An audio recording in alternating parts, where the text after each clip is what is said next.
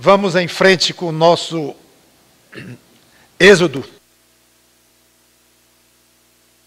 Panorâmica. Vamos a Êxodo capítulo 5. Terminamos, depois de várias pregações, uma parte do capítulo 4. Terminamos o diálogo de Moisés com Deus, que apareceu ele na sarça ardente. Finalmente, depois de devidamente comissionado por Deus para voltar ao Egito, para tirar o povo de lá, Deus libera Moisés. Então vá.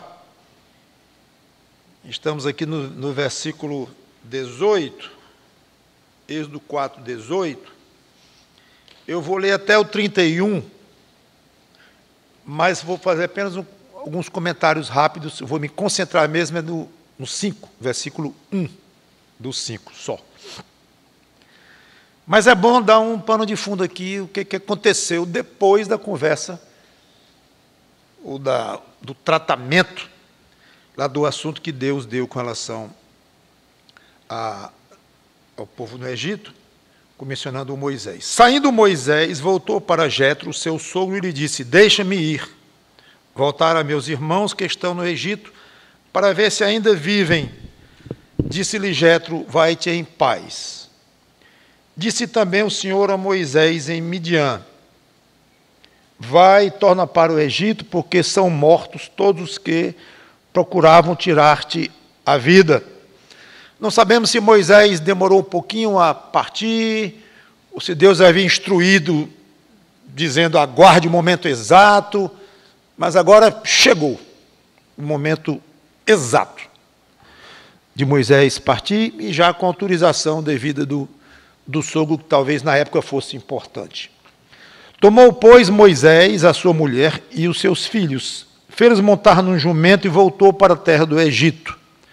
Moisés levava na mão o bordão de Deus.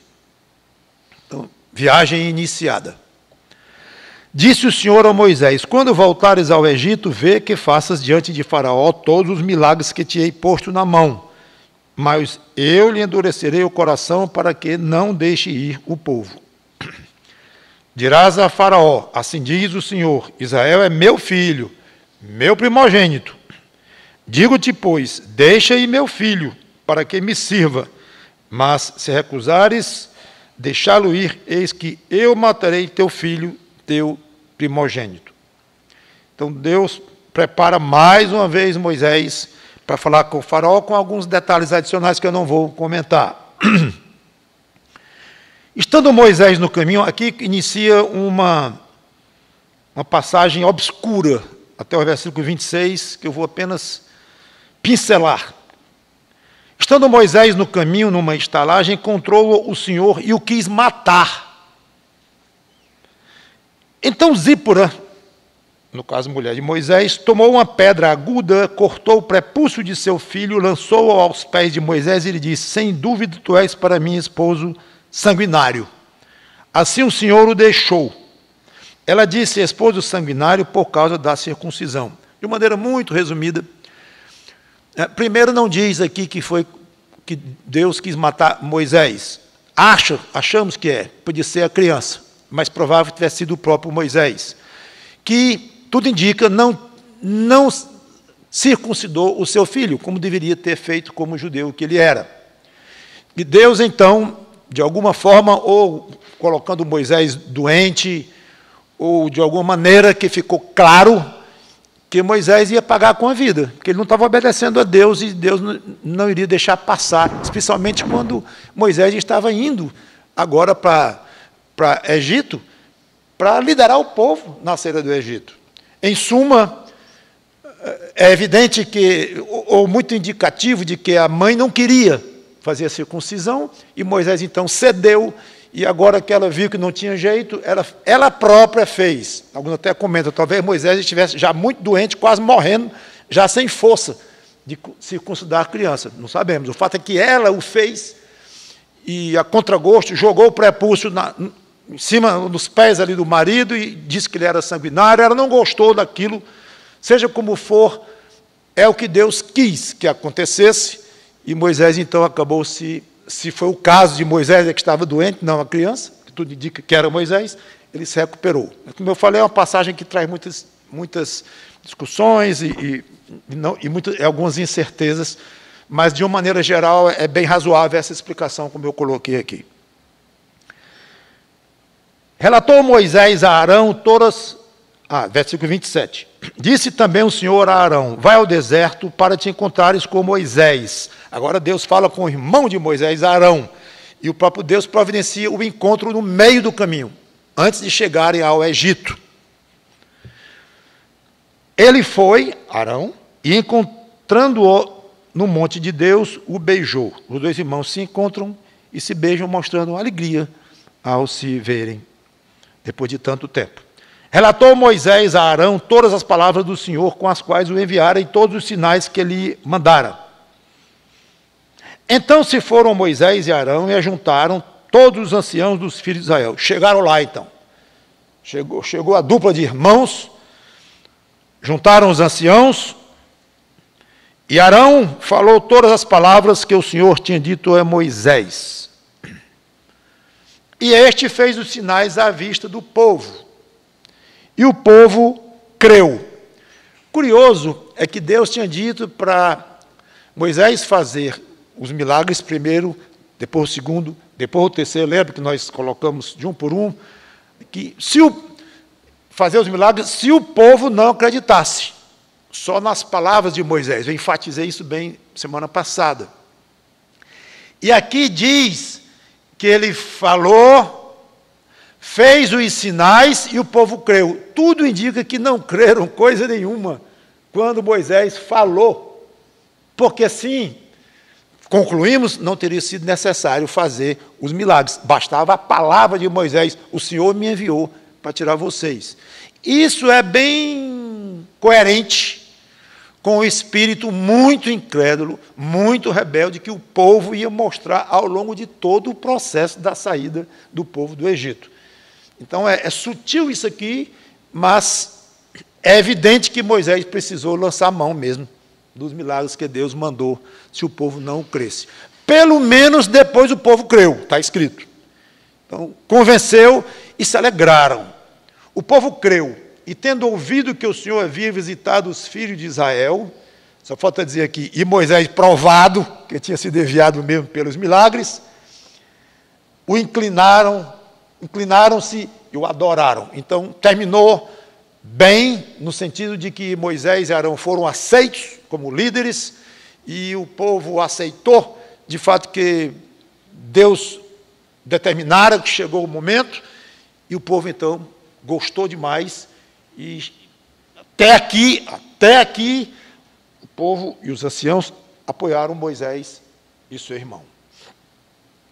Hora do confronto, do início do famoso, longo, sofrido, traumático confronto com o faraó. Esse deu trabalho, como vocês sabem. E começou assim, 5:1. Depois foram Moisés e Arão e disseram a Faraó. Obviamente está atalhando aqui o tempo que levou para falar com o Faraó, o que foi necessário para chegar até a presença de Faraó, não sabemos. O fato é que chegaram. Assim diz o Senhor Deus de Israel. Vamos parar aqui e vamos orar. Santo Deus, nosso bom Pai, obrigado pelo início efetivo do Êxodo. Aqui começou, na prática, a execução do teu belíssimo, espetacular plano, que até hoje, a parte do sacrifício, da vinda, sacrifício, morte e ressurreição e volta ao céu de Cristo, o Messias, fica o Êxodo aí, como o grande milagre que tu fizeras, a grande obra que tu fizeste com aquele povo, que inclusive aponta para a salvação em Cristo. Obrigado pelo preâmbulo até aqui que fizemos, pelaquela riquíssima conversa tua com Moisés, na sarça ardente, e nos ajuda a entender o que vai acontecer aqui, com 10 pragas, muitas indas e vindas, saída traumática, e é rica a história, e que nós não olhemos apenas pela riqueza curiosa, riqueza histórica, como nós cremos que foi fato, mas riqueza doutrinária, teológica e prática para as nossas vidas hoje. Nos ajuda com o Êxodo, com a história do Êxodo. E obrigado, porque nós, cada um dos crentes, passou por um êxodo pessoal, saindo da escravidão do pecado e estamos na liberdade de Cristo. Em nome dele que te pedimos e agradecemos. Amém. Eu fiz questão de parar no meio da frase. Assim diz o Senhor Deus de Israel. Primeira frase que a Bíblia registra de Moisés, Arão, daqui para frente os dois se misturam. Eu falar Moisés, pode entender Arão, Arão, Moisés, estavam ali juntos. A primeira frase que eles dizem para Faraó. Assim diz o Senhor Deus de Israel. Não se preocuparam em provar, argumentar que Israel tinha um Deus. Esse povinho aqui, que veio um monte de tempo para cá e está aqui sob minha escravidão aqui já há muito tempo e de meus últimos antecedentes, esse povozinho aqui tem um Deus, né? Eu não sabia, e isso, aquilo. Poderiam até explicar para Moisés, para Faraó, talvez até tivessem feito isto. Mas não se deram ao trabalho. Não se preocuparam em argumentar coisa nenhuma. Segunda, esse Deus tinha uma mensagem clara e específica. Faraó teria, daquele momento em diante, que se entender com esse chamado Deus de Israel. Terceiro, os irmãos reconhecem que não eram líderes por si próprios deste povo, autoeleitos ou autoescolhidos. Eles eram meros porta-vozes desse Deus de Israel. Não estamos aqui num golpe político, não estamos com ideias arrojadas da nossa própria cabeça, não estamos criando um movimento para criar uma dinastia própria aqui dos irmãos com relação a estes nossos irmãos de sangue, os hebreus, tal. Nada. Tudo isto contido naquela frase, no pedaço de frase. Assim diz o Senhor Deus de Israel. Escuta o que Ele tem a dizer por nosso intermédio. Isso é crucial. Primeiro, para o Filho de Deus, o crente, falar com naturalidade de Deus, da Bíblia, de Cristo, evitando discussões filosóficas para provar a existência de Deus. Tudo bem, tem pessoas aqui e acolá que gostam de filosofar mais, parte existencial e da filosofia mesmo. Tudo bem, conversar com alguém assim, é bom estar preparado até para tirar alguns argumentos e tal. Tudo bem, mas não é absolutamente a maneira normal de entrar com a pregação do Evangelho ou com o anúncio das coisas de Deus. Não é. Lembra de Gênesis 1:1? Como começou Gênesis 1:1? Alguém lembra? No princípio, criou Deus os céus e a terra. Espera aí, meu amigo, não é assim não. Como é? Que Deus? No princípio criou Deus o céu e a terra. Que Deus? Não, mas está furadíssimo isso. Primeiro, aliás, perdão, segundo, ou talvez primeiro mesmo. Quem criou esse tal Deus? Alguém criou esse Deus para criar os céus e a terra. Não é não? Aí a Bíblia diz, não. Ah, mas não tem sentido. Fique à vontade. No princípio, criou Deus os céus e a terra. Que Deus? O Deus criador dos céus e da terra. Não, mas você está repetindo em ciclos. Pois não. E quer dizer que você não vai querer falar para mim deste Deus aí, que diz que criou o céu e a terra, sem explicar quem o criou? Perfeitamente, meu amigo. É este Deus que eu vou anunciar para você. Para mim não tem o menor sentido. Passe bem e Deus lhe abençoe. Aliás, Deus não, alguém lhe abençoe.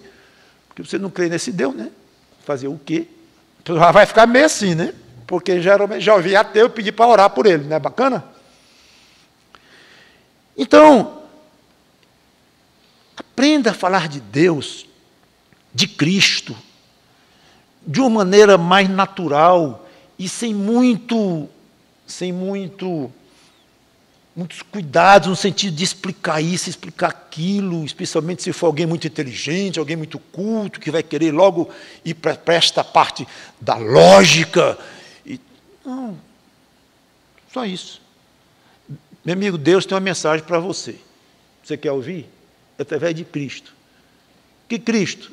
Filho dele. Filho de Deus? Sim, como nós somos. Não, é um pouco diferente. Porque é Deus e é homem. Ah, meu amigo, aqui não estou entendendo mais nada. Não se preocupe, deixa eu falar o que a Bíblia diz. Deixa eu falar o que a Bíblia diz. Não vou lhe provar tudo, não consigo lhe provar. Então vai que Faraó pede para Moisés provar para ele que Israel tinha um Deus. Não prova. Tinha uma história bonita para contar, de Abraão e tudo, mas talvez até provasse o contrário. É tão bom esse Deus que deixou o povo ficar escravizado aqui esse tempo todo. Então quer ir para a lógica? Então, com uma lógica muito, como nós dizemos, muito humana demais, acaba atrapalhando. Não que o Evangelho joga fora todo e qualquer tipo de lógica, que é uma mensagem completamente ilógica e fora do razoável. Não. É razoável, sim, mas dentro de limites. Fale com mais naturalidade de Cristo, não perca tempo, não. E outra coisa, o Deus Criador tem uma mensagem clara e direta aos homens. E isso implica a responsabilidade de quem ouve. O senhor Faraó, assim diz o Deus de Israel. Para quem? Para você, para o senhor, excelência. Assim diz. Tem um recado dele para você. Meu amigo, Deus, o Deus Criador, tem uma mensagem para você. Para mim não, para você.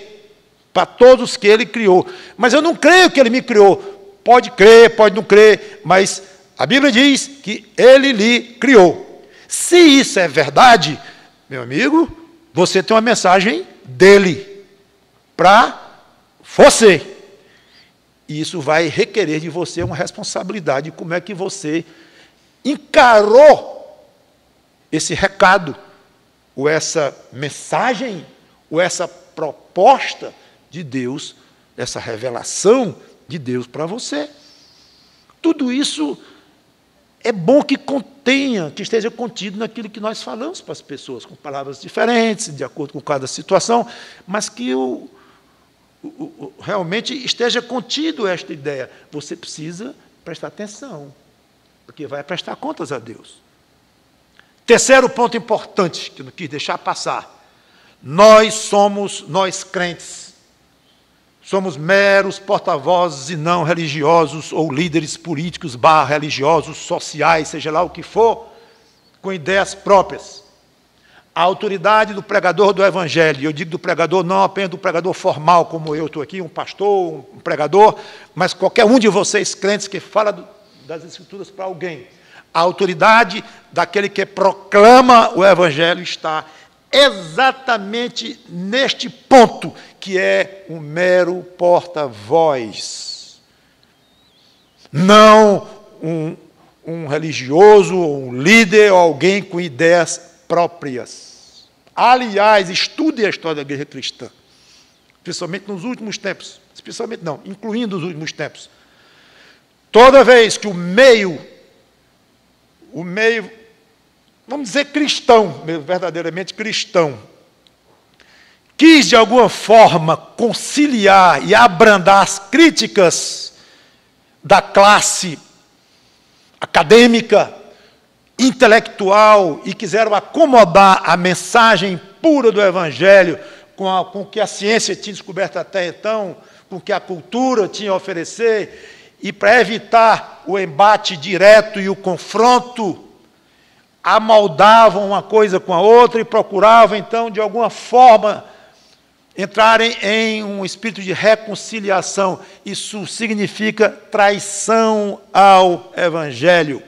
Às vezes não tão claramente, às vezes décadas mostram, olhando para trás, começou ali o desvio, que é típico,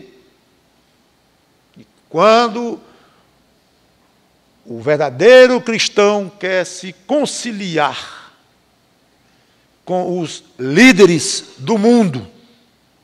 De alguma forma, não dá certo para o Evangelho. Para o Evangelho. Para eles, tudo bem, estão no mundo mesmo. Quanto mais o Evangelho se diluir, melhor. Mas o Evangelho se enfraquece. Então, eles não vieram negociar com o faraó. Eles negociaram no sentido de abrindo mão, negociar pode até ser a saída, mas não abrindo mão de princípios que eles tinham colocado. Deus tinha colocado para ele falar que Israel era um povo que pertencia a um certo Deus. Não, foi o seguinte, vamos colocar os outros deuses no meio desse acordo. Aqui, qualquer coisa assim, não, é um Deus. Esse povo aqui, pode parecer que não é, porque está escravizado, está sofrido, mas esse povo aqui tem um só Deus. E tem, não são dois, é um. É inegociável. Não negocie nada pelo Evangelho. Namoro, casamento, sociedade comercial, amizades íntimas demais, eu digo até entre pessoas, amizades saudáveis, mas de uma intimidade tal que um passa a influenciar o outro e faz o outro enfraquecer na fé, falando nesse sentido. Certos tipos de acordos que se faz, emprego, manutenção no seu emprego, não negocie os pilares do Evangelho, da sua convicção. Você não tem ideias próprias nesse sentido. A ideia que você tem quando você prega o Evangelho é de Deus, e a mensagem é de Deus. Estude muito, para poder apresentar da melhor forma possível, mas o plano, o projeto, a proposta, a revelação é de Deus, não é sua. Nunca esqueça isso. Perca o que for nesta vida, inclusive a própria vida, mas não abra mão dessas convicções. Bom, vamos terminar a frase. Assim diz o Senhor, Deus de Israel, deixa aí o meu povo. Agora, Deus não é Deus? Deus vai pedir para o faraó, é? O povo não era dele, Deus? Deus não era o Criador? Ele não poderia fazer o que ele quisesse fazer, como aliás fez, nas pragas, e mar se abrindo e tudo mais. Aí vem Deus pedir a faraó, por quê? Algumas sugestões, primeiro para ir pelas vias normais. Ir pelas vias normais, podendo ir. Colocar responsabilidade sobre o faraó. Não, esse homenzinho aqui vai ter que me responder se ele vai ou não acatar a minha ordem de deixar sair o meu povo. Terceiro, não, eu quero evidenciar a dureza deste faraó. Quero ficar claro, deixar claro. Quarto, o próprio Deus querendo evidenciar a paciência dele. Deus, para com um homem duro como o faraó. E aqui são 4 lições óbvias. Deus, em geral, atua pelas vias normais. Não vou mais falar, porque enfatizei bastante isso na mensagem passada, essa questão de milagres e de exceções. Quando Deus diz para Moisés apenas dizer, o Deus de Abraão, dos teus pais e tal, me mandou para tirar vocês daqui. Basta isso. Se o povo não crê, faça os milagres. Aí eu falei bastante sobre essa questão de milagres, complementar a palavra de Deus e tal. Então, não vou repetir. Apenas, volto a lembrar, esperar exceções sobrenaturais da parte de Deus e esperar milagres da parte de Deus não é sábio. Não é assim que ele tem agido ao longo, inclusive aqui, no início de Êxodo, Deus só disse isso: mande meu povo sair. Ponto. Não falou em milagre, não falou em peste, nada. Disse isso. Se você não obedecer, aí vai esquentar. Mas e se ele não obedecesse? Pois não, eu vou atender ao Deus deste povo. Podem ir. Pronto. Ok? Vias normais. Então espere Deus tratar com você pelas vias normais. Precisa fazer um exame? Faça. Precisa estudar mais para passar? Estude. Precisa ter mais cuidado com o namoro? Tenha. Precisa isso, precisa aquilo? Faça. Vias normais.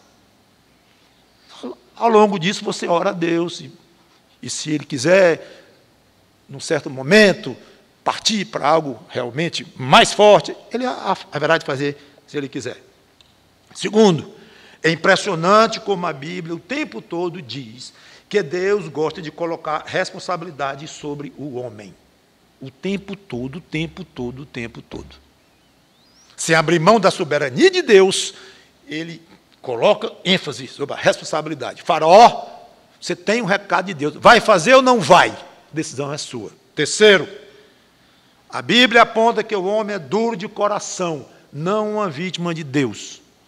Faraó não foi vítima de Deus, coisa nenhuma.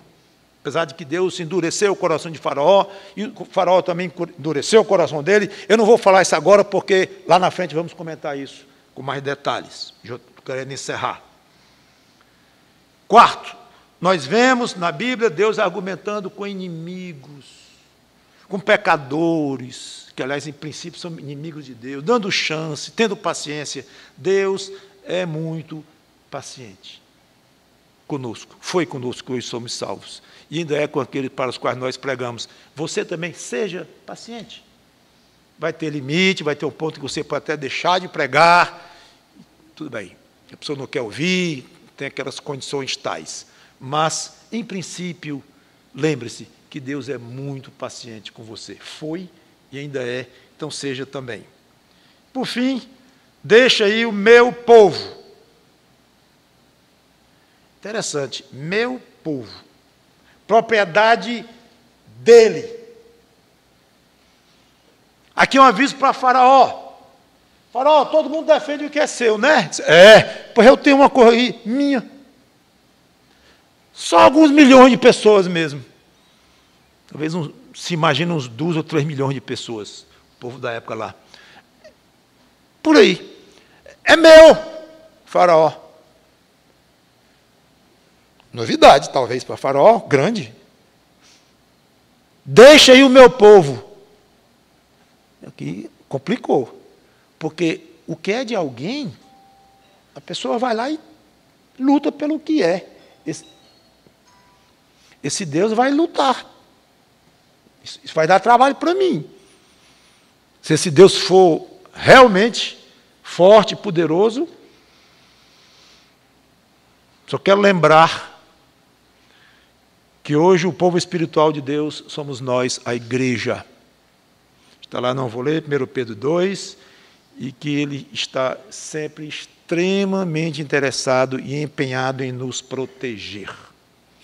Romanos 8, 35, e muitas outras passagens eu não vou ler, já quero encerrar. E eu sei que às vezes Deus parece demorar tanto em nos atender, em nos proteger, olhar para nós, que parece que Ele não está muito interessado em nos proteger, não. Mas temos que aprender a enxergar isso da maneira correta.